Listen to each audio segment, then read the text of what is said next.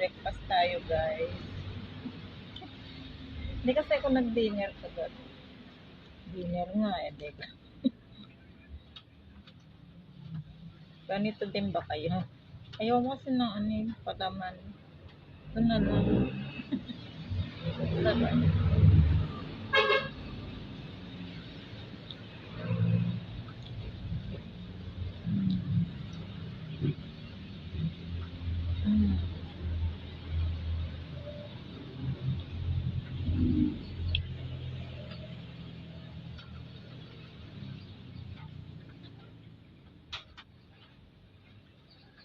Tapos meron ako.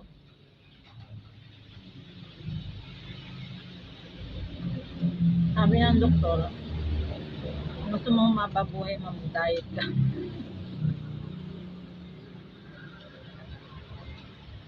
Ito pa nga namin may forever, siyempre magda-diet ako. Pero ang sarap talaga sa pakiramdam. Pag konti lang kain mo, ang sarap. Ang gaan ng basta dun sa busog ka.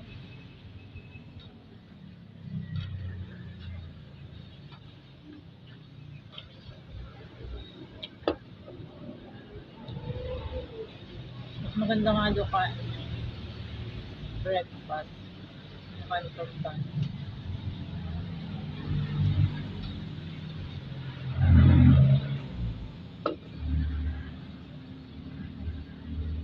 Hindi ako nagka-uric acid. Hindi ako nagdadayo. Baka para na akong drunk. Ang ulan ulit kahit no?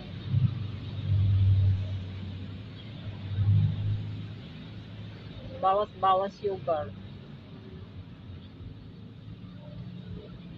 Madalang na rin ako magkape. Naulang ko pa lang.